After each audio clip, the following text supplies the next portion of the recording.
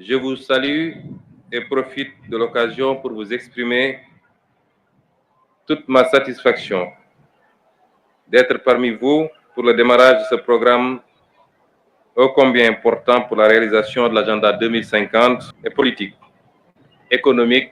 et sociale. Permettez-moi de réitérer mes vœux à l'endroit de la communauté chrétienne et de la communauté musulmane pour le carême et le ramadan qui, cette fois encore, sont célébrés dans la communion, puisqu'elles se chevauchent, nous donnant une nouvelle occasion de puiser dans nos intarissables richesses sociales et culturelles de partage, de prière et de communion. Mesdames, Messieurs, les membres de mon gouvernement et moi-même magnifions cette cérémonie qui consacre d'une part le lancement officiel du programme d'appui aux acteurs de l'économie sociale et solidaire et d'autre part le lancement des coopératives productives solidaires représentant de véritables leviers d'appui au développement des terroirs au Sénégal. Cette nouvelle ambition repose sur notre conviction forte que l'économie sociale et solidaire constitue une excellente opportunité de développer nos terroirs. Nous portons beaucoup d'espoir quant à la capacité de ce programme à impacter, et ce, de façon durable, les conditions de vie de nos concitoyens. Il faut le dire, dans les dynamiques modernes vers le développement endogène, l'économie sociale et solidaire s'est positionnée comme un puissant instrument de politique de transformation socio-économique. Et c'est pourquoi elle occupe une place de choix dans la stratégie nationale de développement 2025-2029. Parce que cette approche a fait des résultats dans le monde. Parce que les données de terrain et les retours d'expérience le montrent, nous savons que l'économie sociale et solidaire permet aux acteurs d'être suffisamment outillés pour être compétitifs en disposant de mécanismes internes comme externes qui favorisent la création de richesses par des emplois décents et durables. C'est la raison pour laquelle le gouvernement, par le truchement du ministère de la Microfinance et de l'Économie sociale et solidaire, que je félicite au passage, a mis en place le Progress qui vise la formalisation, l'encadrement, la structuration et l'appui technique et financier des acteurs de l'économie sociale et solidaire au fin de valoriser le potentiel économique des terroirs. Mesdames et messieurs, ce programme dont la vocation est la transformation inclusive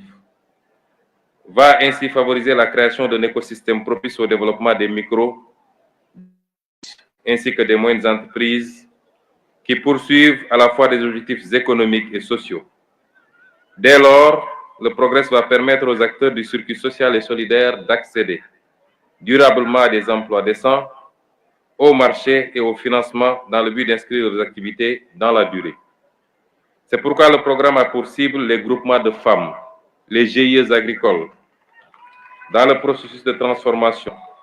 les petites et moyennes entreprises artisanales portées par les jeunes, les services, les exploitations familiales, les associations, les mutuelles,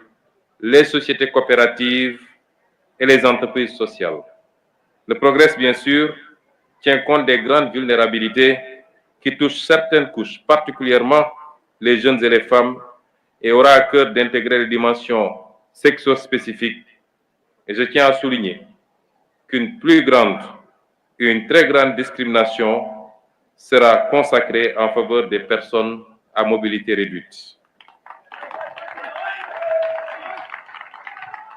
C'est le moment de dire que le programme ciblera des zones prioritaires comme Kolda, Louga, Sédhiou, Saint-Louis, Kédougou, Matam, Tambacounda et Ziguinchor, afin de matérialiser l'équité territoriale dans les politiques publiques déclinées dans la vision 2050. Nous croyons fermement au potentiel de changement des critères de développement durable, donc respectueux de l'environnement inclusif. Le deuxième point de mon propos, mesdames, messieurs, concerne les coopératives productives, puisqu'il y a le Progress lui-même qui est le programme, mais il y a également les coopératives. mais cette fois-ci, il s'agit des coopératives productives solidaires, dont la mise en place sera accompagnée d'un package d'appui pour la structuration en leur permettant de bénéficier d'agréments d'acteurs d'entreprises sociales et solidaires. La professionnalisation et la labellisation avec le concours des ministères en charge de la formation professionnelle, de la famille, de l'artisanat, de l'agriculture, de la pêche, de l'élevage, de l'industrie et du commerce, conformément à la convention signée DID et entreprises sociales et solidaires pour assurer la pré-industrialisation. En plus des éléments, le package comprend la mise en réseau et la pérennisation à travers les 4 boutiques de l'ESS, sources technologiques, Uniproduction et Témoin, l'appui au financement géré par le Pacte pour l'inclusion financière universelle.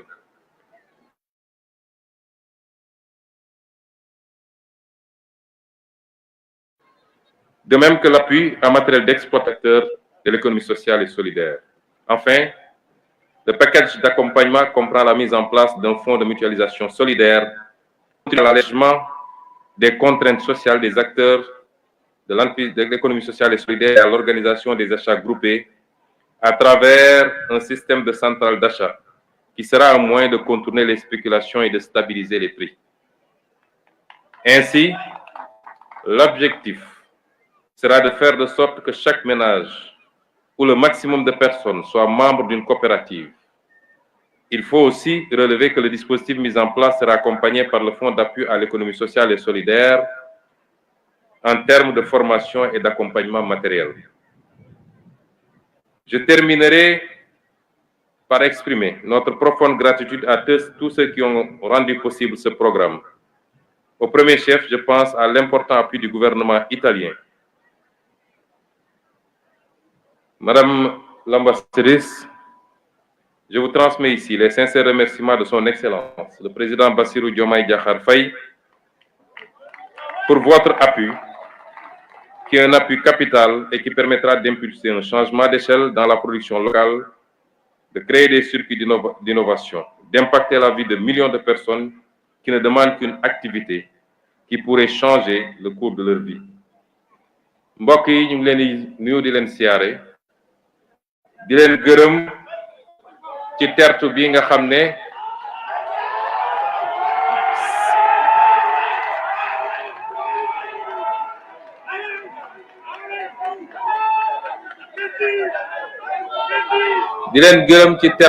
xam ne seral na suñu xol di leen jottali nuyoo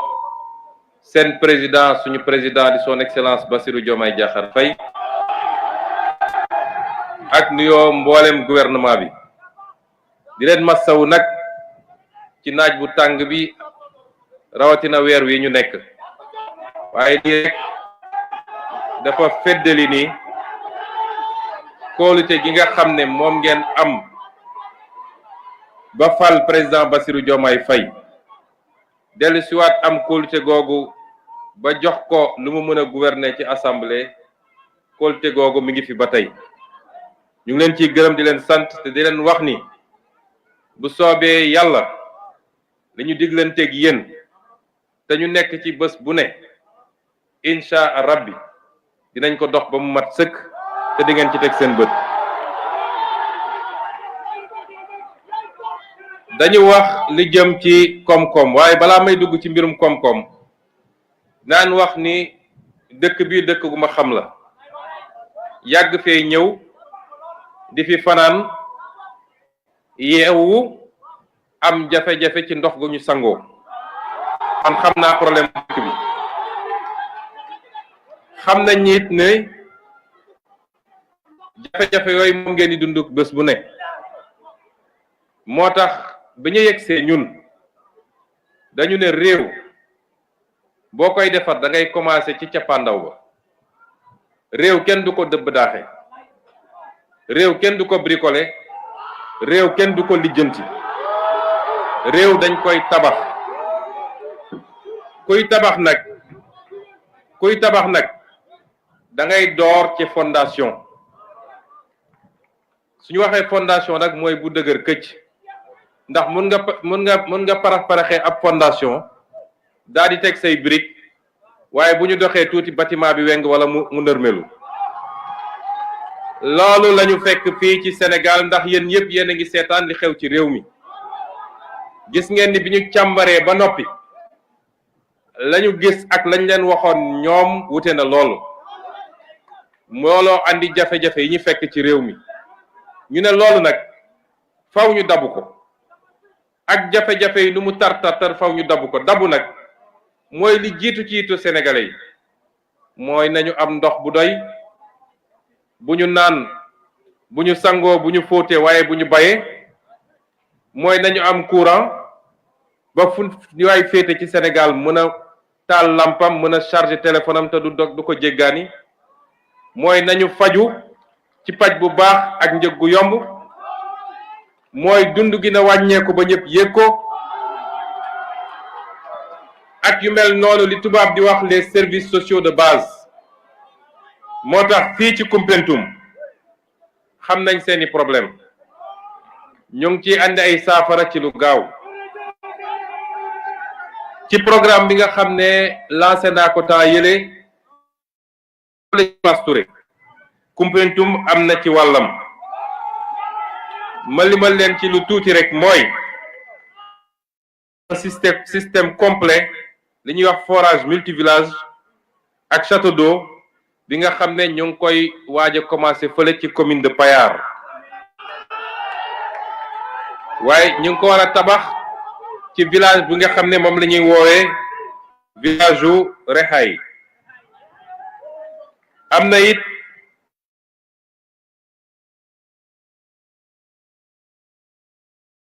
benn forage bu mag F1 boo fa anticiper rek waaye fii ci Koumpentoum ci lu dul yàgg léegi di ngeen gis tabax fi ñaareelu forage boobu muy wax nga xam ne war naa mën a régler problème mu ndoxu Koumpentoum. am na forage renforcement bi nga xam ne ñoo ngi koy tabax dëkk bi ñuy wax Lofé ci commune de Koutiagaye. am na château d'eau bi ñu war a def Fass Ndimbelaan commune de Bamba Thialène. am na château d'eau bi nga xam ne ñu ngi ko war a def ci dëkk bu ñuy wax Kaba commune de Kahen. am na château d'eau bi nga xam ne ñu ngi ko war a def ci Sam Ngayeen ci commune de Bamba Thialène. am na forage bu ànd ak château d'eau bi nga xam ne moom la ñu war a def ci commune de Bamba Thialène. ñu teg ci ni ci li ñuy wooyee phase 2 projet de mobilisation des Jeux de Niandia Bolong bi nga xam ne Promoren moo koy def moom la président Bassirou Diomaye Faye ñi inauguré fan yi rek ci Koungheul. ñu ne ci programme boobu dina toucher juróom benni commune bu département bi ci li jëm ci mbay mi ak ci napp gi ndax fii mun nañ fi def pisciculture ak yeneen. xam ngeen département de Koumpentoum département la boo xam ne capacité am ak potentiel bi fi nekk néew na mu am ci département Sénégal. loolu moo waroon ci année 70 yi président Senghor bi mu gisee ni bassin arachidier bi fi amoon ak sécheresse bi amoon ci année 70 yi bassin arachidier bi ak appauvrissement des sols dafa mel ni mi ngi essoufflé wu ci la ne dem ci li ñuy tuddee les terres neuves ndax suuf si fi nekk nangu na bari na ñu ne kon nañu fexe ba convaincre ay population ñii jóge booru Diourbel ñii jóge booru Bambey ñii jóge booru feneen ak feneen ñooñu la ñu ne nañu ñëw occuper terres yi ñu jàppale leen pour ñu liggéey rawatina ci mbay mi. lii problème bi rek mooy dañoo yeggaliwuloon liggéey boobu nit ñi ñëw nañu ñi ngi fi ba léegi waaye liñ leen waroon a gunge ci aménager terres yi def forage yi andi ndox mi loolu moo fi manqué woon. loolu nag le président Bassirou Diomaye Faye fas yéene en tout cas jox ndigal sama gouvernement pour ñu liggéey ci ba am ci résultat yoo xam ne naam ñu ngi koy def pour waa département Koumpentoum waaye ñu ngi koy def it pour Sénégal ndax liñ fi war a liggéey bu meññee li mu war a meññee Sénégal yépp a ciy gis boppam parce que autosuffisance lañu bëgg a am. ma yokk ci ni am na ay dëkk yoo xam ne fi mu ne nii am nañu ay problème équipement ak forage wala forage yu nga xam ne dafa panne dëkk bu mel ni Lombul Makaan defe naa ñi ngi jël pompe bi fi mu toll nii pour changer ko dëkk bi ñuy wax Njàmbur Koundiaw Souaré ak Ndungu Siin ñoom ñëpp ñu ngi ministre de l'hydraulique mi ngi ciy taxaw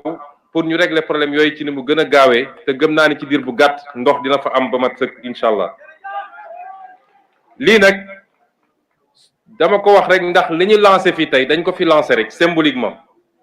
waaye programme boo xam ne Sénégal yépp la concerné dama ne réew kenn du ko dëbadaaxe dañ koy tabax booy tabax réew nag lay tabax réew dëgg-dëgg mooy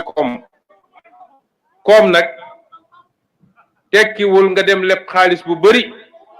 ne maa ngi tabax ay immeuble Dakar maa ngi tabax ay stade koom mooy boo utee xaalis muy liy jóge ci réew mi ci seen lempo gi ngeen di fay wala li ngay dem lebi wala li ñu lay dimbalee nga yóbbu ko fu ñuy defee production mooy bay mooy càmm mooy napp ak lépp lu niroog loolu foofu ngay yóbbu alal gi daal di def nag luy désenclaver zone yooyu ba lañ fa meññal mën koo transformer foofu wala ñu mën koo yóbbu facilement mu dem ci yeneen dëkk yi loolu mooy suñu gis-gis loolu mooy suñu programme waaye programme boobu pour mu doxit il faut ñu organiser nit ñi ci liggéey loolu mooy économie sociale et solidaire économie sociale et solidaire li ko wuteeg économie tout court mooy soo jëlee économie ñu ko foofu nit ñi lañ ciy ut mooy jiital nu may fexe ba am bénéfice bu mag a mag ki lay abal xaalis yitteem mooy nu muy def ba fayeku la teg ci taux d'intérêt bu rëy ki nga xam ne moo lay ñëw jox matériel nu muy def mooy yitteem mooy nu muy def ba teg ci marge bu rëy parce que moom poosam la xalaat waaye soo ci yokkee social et solidaire mooy li ko njëkk a jóg mooy solidarité ñu fexe ba nit ñi rawatina ñi nga xam ne ñoom la yàlla nattu ñu gën a ndóol ci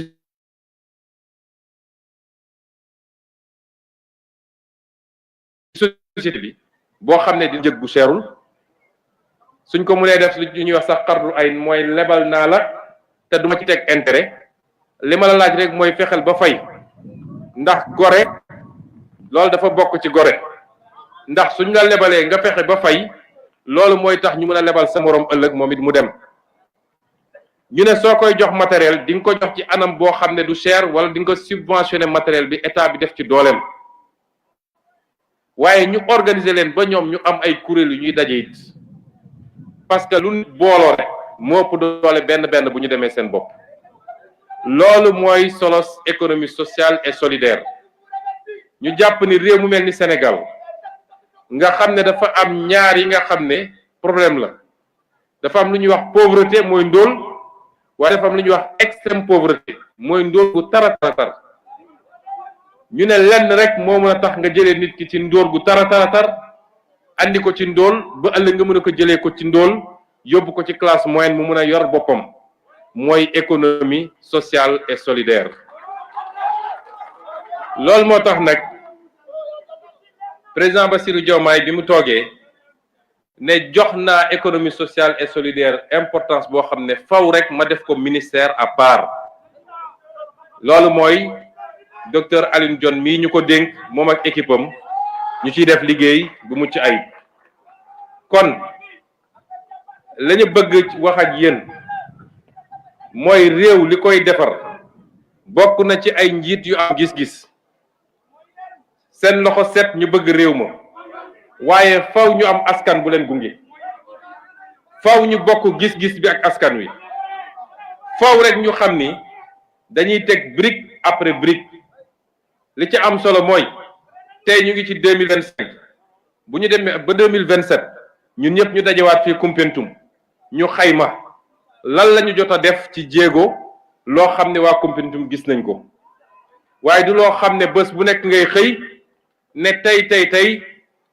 programme Koumpentoum yëpp sotti loolu États-Unis sax mënu ko ci réewum waxuma laa keneen kon ñun nañu bokk gis-gis bi mooy lii ñu leen tegal ci programme de développement te lii dafa nekk ci économie sociale et solidaire benn pàcc la ci coopérative yi dañoo bañ ba mbay mi nga xam ne dañ ko jox cër gu am solo dañ koo jagleel moom it benn secrétaire d'État boo xam ne moom coopérative kese lay liggéey loolu lan lay yombal mooy tey soo ñëwoon Koumpentoum andi fi matériel agricole nga ñëw jox ko ay benn peut-être andi nga 100 matériel agricole ñi fi bay ay junni lañ nga jël 100 personnes jox leen matériel bi ñoom mënuñu ko entretenir mënuñu koo yor niñ ko war a yoree bu paanee mënuñu ko dépanner léeg-léeg sax ñu jaay ko wala ñu sàkkal ko pexe ñu nekk boo amoon coopérative boo dajalee coopérative yi ñu def fi benn plateforme boo xam ne moom la ñuy jël ne matériel agricole bi ñu andi yëpp pour département bi teg nañ ko ci plateforme bi coopérative bu ne exprimer besoin dañ naan